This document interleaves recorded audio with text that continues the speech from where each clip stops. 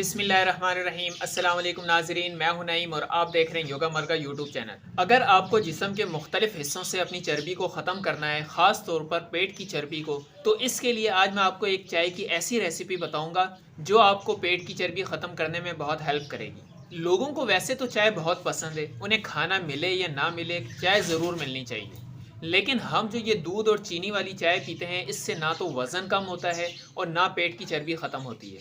ये दो बिल्कुल उलट बातें हैं कि आप अपना वज़न भी कम करना चाहते हैं, पेट की चर्बी को भी ख़त्म करना चाहते हैं और साथ ही साथ आप इस दूध और चीनी वाली चाय को भी नहीं छोड़ना चाहते। आज की चाय की जो रेसिपी मैं आपको बताऊंगा, उसमें ना तो हम दूध शामिल करेंगे और ना ही चीनी शामिल करेंगे।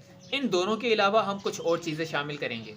लेकिन अब आपने इस तरह भी नहीं करना कि आप जो मर्जी ये खा लें पी लें और सिर्फ ये चाय पीकर अपना वज़न कम करने की कोशिश करें या अपने पेट की चर्बी ख़त्म करने की कोशिश करें। याद रखें कि एहतियात वाहिद इलाज है, इसलिए आपको अपना वज़न कम करने के लिए या पेट की चर्बी ख़त्म करने के लिए तमाम एहतियातें ज़रूर करनी होंगी। अब मैं आपको बताता हूँ कि ये चाय आपने किस तरह तैयार करनी है।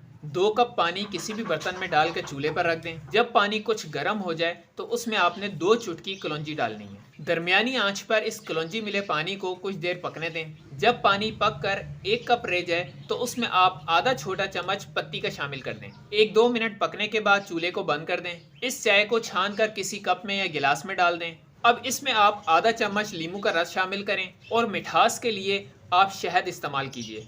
अगर आपके पास शहद नहीं है तो आप इस चाय को फीका ही पीजिएगा। दिन में 2 मरतबा आप इस चाय को पीजिए।